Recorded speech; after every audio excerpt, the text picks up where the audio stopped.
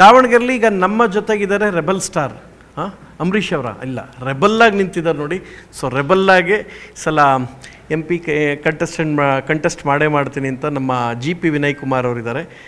Congress BJP ಮಧ್ಯೆ ಇರುವಂತಹ ಹೋರಾಟದ ಮಧ್ಯೆ ಇವರು ಕೂಡ ಅತಿ ಹೆಚ್ಚು ಗುರುಸ್ಕೊಳ್ತಾರೆ. ವಿನಯ್ ಅವ್ರನ್ನ ಮಾತಾಡ್ಸೋಣ. ಹೇಗಿದ್ರೆ ವಿನಯ್ ಅವರು? ನಮಸ್ತೆ, ನಾನು ಚೆನ್ನಾಗಿದೆ. ನೀವು ಹೇಗಿದ್ದೀರಿ? ಗುಡ್. ಮೊದಲನೇದಾಗಿ ಶುಭಾಶಯಗಳು. ಒಂದು ದೊಡ್ಡ ರೆಬಲ್ ನಿರ್ಧಾರ ತೊಗೊಂಡಿದ್ದೀರಾ. Thank you. ಹೇಗಿದೆ ಜನರ ಸಹಕಾರ? ಜನರ ಸಹಕಾರ ಅಂಡರ್ ಕರೆಂಟ್ ಅಂತ ಏನಿರ್ತದಲ್ಲ ತುಂಬ ಸ್ಟ್ರಾಂಗ್ ಇದೆ. ಅದು ಹೊರ ಕಾಣ್ತಾ ಇಲ್ಲ, ಬಟ್ ಅದ್ಭುತವಾಗಿದೆ. ನಾನೇ ಗೆಲ್ತೀನಿ ಅನ್ನೋವಷ್ಟು ಕಾನ್ಫಿಡೆನ್ಸ್ ಜನಗಳು ನನಗೆ ಕೊಡ್ತಾ ಇದ್ದಾರೆ. ಓಕೆ, ಜನರ ಸಹಕಾರ. ಓಕೆ, ಕಾರ್ಯಕರ್ತರ ಸಹಕಾರ ನಿಮ್ಮ ಸ್ನೇಹಿತರೆಲ್ಲ ಹೇಗೆ? ಇಲ್ಲ, ಕಾರ್ಯಕರ್ತರು ನಾನೇನು ಮಾಡಿದೆ, ದಾವಣಗೆರೆ ಕ್ಷೇತ್ರಕ್ಕೆ ಬಂದುಬಿಟ್ಟು ಡೈರೆಕ್ಟಾಗಿ ಕಾರ್ಯಕರ್ತರ ಮಧ್ಯೆ ಹೋದೆ.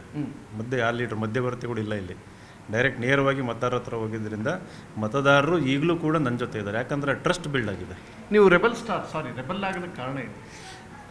ರೆಬೆಲ್ ಆಗೋದಕ್ಕೆ ಕಾರಣ ಏನು ಅಂತಂದರೆ, ನಾನು ಅವಕಾಶನ ತುಂಬ ಪ್ರಾಮಾಣಿಕವಾಗಿ ಕೇಳಿದೆ. ಪ್ರಾಮಾಣಿಕವಾಗಿ ಕೆಲಸ ಮಾಡಿ ಒಬ್ಬ ರಾಜಕೀಯಕ್ಕೆ ಹೊಸಬನಾಗಿ ರಾಜಕೀಯ ಹಿನ್ನೆಲೆ ಇಲ್ಲದೆ ಬಂದಾಗ ಇಲ್ಲಿ ನನಗೆ ಒಂದು ಅವಕಾಶ ಕೊಟ್ಟರೆ ಕೆಲಸ ಮಾಡ್ತೀನಿ ಅಂತ ಅಂದರೆ ಸೇವೆ ಮಾಡೋದಕ್ಕೋಸ್ಕರ ಬಂದಿರೋಂಥದ್ದು ನಾನು. ಇನ್ನೊಬ್ಬರು ಯಾರು ಟಿಕೆಟ್ ತೊಗೊಂಡಿದ್ದಾರೆ, ಐ ಡೋಂಟ್ ಥಿಂಕ್ ಅವರು ಸೇವೆ ಮಾಡೋ ಉದ್ದೇಶದಿಂದ ಟಿಕೆಟ್ ತೊಗೊಂಡಿರಲ್ಲ. ಎರಡೂ ಕುಟುಂಬಕ್ಕೆ 35 ವರ್ಷದಿಂದ ಟಿಕೆಟ್ ಕೊಡ್ತಾ ಇದ್ದಾರೆ. ಹೊಸಬ್ರಿಗೆ ಅವಕಾಶ ಇಲ್ದಂಗೆ ಆಗುತ್ತೆ. ಈಗ ಅವ್ರು ಏನು ಮಾಡ್ತಾರೆ, ನೆಕ್ಸ್ಟ್ ಮೊಮ್ಮಕ್ಕಳನ್ನ ಬೆಳೆಸ್ಕೊಂಡು ಹೋಗ್ತಾರೆ ಅದೇ ಫ್ಯಾಮಿಲಿನಲ್ಲಿ. ಈಗ ಹೊಸ ಪ್ರತಿಭೆಗಳಿದ್ದರೆ ಆ ಪ್ರತಿಭೆಗಳಿಗೆ ಅವಕಾಶ ಇಲ್ಲ ಅಂತಂದರೆ ಬೆಳೆಯೋದಕ್ಕೆ ಅಸಾಧ್ಯ ಆಗ್ತದೆ. ಹಂಗಾಗಿ ನಾನು ರೆಬೆಲ್ ಆಗಿದೆ. ಇವ್ರು ಹೇಳ್ತಾ ಇರೋದಂದರೆ ಬರೀ ಈ ಫ್ಯಾಮಿಲಿ ಇಲ್ಲ ಆ ಫ್ಯಾಮಿಲಿ ಅವರಿಲ್ಲ, ಇವ್ರು ಬಿಟ್ಟು ಇದೇ ಆಗ್ತಾ ಇದೆ. ಬೇರೆಯವ್ರಿಗೆ ಅವಕಾಶ ಒಂದು ಕಂಪ್ಲೀಟ್ ಜಿಲ್ಲೆಯಲ್ಲಿ ಅಂತ. ಜನರ ಸಹಕಾರ ಹೇಗೆ ಸಿಗ್ತಾ ಇದೆ ಹೋದ ಕಡೆ ಎಲ್ಲ? ನಾನು ಸಿಟಿ ಕವರ್ ಮಾಡಿರಲಿಲ್ಲ, ಹಳ್ಳಿಗಳಲ್ಲಿ ಮಾತ್ರ ತುಂಬ ಚೆನ್ನಾಗಿದೆ. ಇವತ್ತು ಬೆಳಗ್ಗೆ ಸಿಟಿ ರೌಂಡ್ಸ್ ಹೋಗಿದ್ದೆ ನಾನು. ಬೆಳಗ್ಗೆ 6 ಗಂಟೆಗೆ ಎದ್ದು ಎಲ್ಲ ಕಾಫಿ ಬಾರು, ವಾಕಿಂಗ್ ಸ್ಪೇಸಸ್ಸು, ಪಾರ್ಕ್ ಎಲ್ಲ ಹೋಗಿದ್ದೆ. ಎಲ್ಲರೂ ಹೇಳ್ತಿರೋದು ಒಂದು, ಎಲ್ಲರೂ ಅಂದರೆ ಅಟ್ಲೀಸ್ಟ್ 60 to 70% ನೀವು ಹೇಳಿದ್ರಲ್ಲ ರೆಬಲ್ ಅಂತಂದು. ವಿನಯ್ ಕುಮಾರ್, ನೀವು ರೆಬಲ್ಲಾಗಿ ನಿಲ್ಲೇಬೇಕು. ನೀವು ನಿಮ್ಮಿಂದ ನಾವಿದ್ದೀವಿ, ನಾವು ಪಬ್ಲಿಕ್ ನಿಮ್ಮ ಜೊತೆ ಬರೋಕ್ಕಾಗಲ್ಲ. ಆದರೆ ವೋಟಿಂಗ್ ದಿನ ನಿಮ್ಮ ಶಕ್ತಿ ನಮ್ಮ ಶಕ್ತಿ ಏನಂತ ನಾವು ಇಡೀ ಜಗತ್ತಿಗೆ ತೋರಿಸ್ತೀವಿ, ಅಂದರೆ ಇಡೀ ಕರ್ನಾಟಕಕ್ಕೆ ತೋರಿಸ್ತೀವಿ ಅಂತ ಹೇಳ್ತಾರೆ. ಯೂಶಲಿ MLA ಆದರೆ ಅದೊಂಥರ ಇಂಡಿಪೆಂಡೆಂಟ್ ಗೆಲ್ಲೋಕ್ಕೆ ಒಂದು ಸ್ವಲ್ಪ ಸುಲಭ ಇರುತ್ತೆ. ಅಂದರೆ ಕಷ್ಟ ಇರುತ್ತೆ, ಬಟ್ ಸುಲಭ ಇರುತ್ತೆ. ಅಂದರೆ ಕಡಿಮೆ ಕ್ಷೇತ್ರ ಇರುತ್ತೆ, ಜನರು ಕಡಿಮೆ ಇರ್ತಾರೆ, ಒಟ್ಟು ನಿಮಗೆ ಕಷ್ಟ ಅಲ್ಲ. ಬಟ್ MP ಏನಾರು ಗೆದ್ದರೆ ಇಂಡಿಪೆಂಡೆಂಟ್ ನೀವು 2ನೇವ್ರು ಆಗ್ತೀರಾ. ಮೊದಲನೇದು ಸುಮಲತಾ ಅವರಾಗಿದ್ದರು. ಸೊ ಅವ್ರು ಸ್ವಾಭಿಮಾನ ಇಟ್ಕೊಂಡು ಕೇಳಿದ್ರು, ನೀವು ಯಾವ ಮಾನದಂಡ ಇಟ್ಕೊಂಡು ಹುಟ್ಟು ಕೇಳ್ತಾ ಇದ್ದೀರಿ? I hope rebel star Ambareesh ಅವರ ಆಶೀರ್ವಾದ ನನ್ನ ಮೇಲೆ ಇದೆ ಅಂತ ಅನ್ಕೊತೀನಿ. ದಾವಣಗೆರೆ ಕ್ಷೇತ್ರದಲ್ಲಿ ರೆಬಲ್ಲಾಗಿ ನಾನು ನಿಂತಿದ್ದೀನಿ. ಇಲ್ಲಿ 8 ಕ್ಷೇತ್ರ ಇದ್ದರೂ ಕೂಡ ನಾನು 650 ಕಿಲೋಮೀಟ್ರ್ ಪಾದಯಾತ್ರೆ ಮಾಡಿ ಸುಮಾರು 800 ಹಳ್ಳಿಗಳು, ಅಂದರೆ 300 ಹಳ್ಳಿಗಳು ಪಾದಯಾತ್ರೆ ಮೂಲಕ, ಇನ್ನು ಉಳಿದ ಹಳ್ಳಿಗಳಿಗೆ ಸುಮಾರು ಸರಿ ಭೇಟಿ ಕೊಟ್ಟು ಜನಗಳು ಪ್ರೀತಿ ವಿಶ್ವಾಸ ಗಳಿಸಿದ್ದೀನಿ. ಬೇರೆಯವ್ರಿಗೆ 8 ಕ್ಷೇತ್ರ ತುಂಬ ದೊಡ್ಡದಾಗಿ ಅನ್ನಿಸ್ಬೋದು.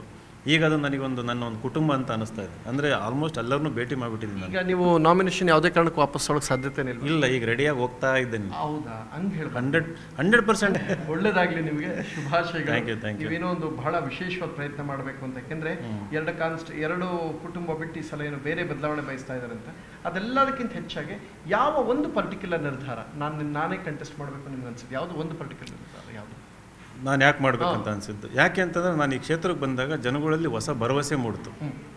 ಆ ಹೊಸ ಭರವಸೆ ಏನಂತಂದ್ರೆ, ಹೊಸೊಬ್ಬರು ಬಂದು ಈ ರೀತಿ ಹೋರಾಟ ಮಾಡ್ಬೋದು ಅಂತ. ನಾನೇನಾದರೂ ಹಿಂದೆ ಸರಿದ್ರೆ ಇವಾಗ ಆ ಭರವಸೆ ಸತ್ತು ಹೋಗ್ತದೆ. ನಾಳೆ ಯಾರಾದರೂ ಬಂದು ಇನ್ನೊಬ್ಬರು ಟ್ರೈ ಮಾಡಿದರೆ, ಇಲ್ಲ ವಿನಯ್ ಕುಮಾರ್ ಥರ ಇವನು ಟೂಸ್ಪಟ್ ಹಾಕಿ ಬರ್ತಾನೆ, ಡೀಲ್ ಆಗ್ತಾನೆ, ವಾಪಸ್ ಹೋಗ್ಬಿಡ್ತಾನೆ ಅಂತ ಅಂದರೆ ಹೊಸೊಬ್ಬರು ಬರೋಕ್ಕೆ ಸಾಧ್ಯನೇ ಆಗಲ್ಲ. ನಾನು ಹಿಂಗೆ ಬಿಡಿಸಿ ಹೇಳ್ತೀನಿ ಕೇಳಿ. ಇವರು ವಾಪಸ್ ತೊಗೊಂಡ್ಬಿಟ್ರೆ ನೆಕ್ಸ್ಟ್ ಏನು ಅಂದ್ಕೊಳ್ತಾರೆ ಅಂದರೆ, ನೆಕ್ಸ್ಟ್ ಕಂಟೆಸ್ಟ್ ಮಾಡಿಬಿಟ್ಟು ಯಾರೋ ದುಡ್ಡು ಇಸ್ಕೊಂಡು ವಾಪಸ್ ತೊಗೊಂಡ್ಬಿಟ್ರು ಅಥವಾ ಅವ್ರ ಜೊತೆ ಕಾಂಪ್ರಮೈಸ್ ಆಗ್ಬಿಟ್ರು ಅಂತ ಬರುತ್ತೆ. ಆ ಭಾವನೆ ಜನಕ್ಕೆ ಬರಬಾರ್ದು. ಅದಕ್ಕೋಸ್ಕರ ನಾನು ಮುಂದುವರಿತೀನಿ. ಹೌದಾ? ಧೈರ್ಯವಾಗಿ ನಿಮ್ಮ ಜೊತೆ ಒಬ್ರು ಇದ್ದಾರೆ ಅನ್ನೋ ಒಂದನ್ನು ನಾವು ನಂಬಿಕೆ ಜನಗಳಿಗೆ ಕೊಡಬೇಕು. ಅದು ಒಂದೇ ಉದ್ದೇಶಕ್ಕೆ ನಾನು ಈ ನಿರ್ಧಾರ ತಗೊಂಡು ಗಟ್ಟಿಯಾಗಿ ನಿಂತಿದ್ದೀನಿ. ಯಾವ ಕಾರಣಕ್ಕೂ ಕೂಡ ನಾನು ನಾಮಿನೇಷನ್ ವಾಪಸ್ ತೆಗೆ. ಬಹಳ ದೊಡ್ಡ ಚಾಲೆಂಜ್ ಅಲ್ವಾ ಇದು? ಅಂದರೆ MLA ಆಗಿರೋ ಓಕೆ, MP ಅಂದರೆ ತುಂಬ ದೊಡ್ಡ ಚಾಲೆಂಜ್ ಸರ್. ಒಂದಾನೊಂದು ಕಾಲದಲ್ಲಿ ಏನೂ ಇರಲಿಲ್ಲ ನನ್ನ ಹತ್ರ. 0 ಇಂದ ನಾನು ಲೈಫ್ ಬಿಲ್ಡ್ ಮಾಡಿದ್ದೀನಿ. 0 ಇಂದ ನಾನು institution, all India institution build ಮಾಡಿದ್ದೀನಿ. 2ನೇ ಪ್ರದೀಪ್ ಈಶ್ವರ್ ನೋಡ್ದಂಗೆ ಆಗ್ತಾ ಇದೆ.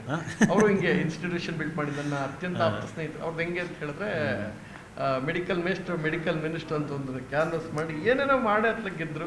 ಈಗ ನಮ್ದು IAS ಕೋಚಿಂಗ್, IAS ಅಧಿಕಾರಿಗಳು ತಯಾರು ಮಾಡೋ ಫ್ಯಾಕ್ಟ್ರಿ ನಮ್ಮದು. ಅಧಿಕಾರಿಗಳು ಅಂತಂದ್ರೆ ಇಡೀ ಜಿಲ್ಲೆನ ನಡೆಸ್ತಾರೆ ಅಂತ ಫ್ಯಾಕ್ಟ್ರಿ ಮಾಲೀಕ ಅಂತ ಅನ್ಬೋದು. ಹಳ್ಳಿ ಮಕ್ಕಳನ್ನು ಕೂಡ IAS ಆಫೀಸರ್ಸ್ ಮಾಡ್ಬೇಕಂತ ಆಸೆ ನನಗೆ. ಅದರಲ್ಲೂ ಬಡವ್ರ ಮಕ್ಕಳು, ಎಸ್ಪೆಷಲಿ ಈ AK ಕಾಲೋನಿ ಮಕ್ಕಳು ಅಂತ ಹೇಳ್ತೀವಿ, ಅವ್ರು ನಾಳೆ IAS ಆಫೀಸರ್ಸ್ ಆಗ್ಬೇಕಂತ ಆಸೆ ನನಗೆ. ಸೊ ಫೈನಲಿ ಜನರ ಸಹಕಾರ ಎಲ್ಲ ಆಯಿತು.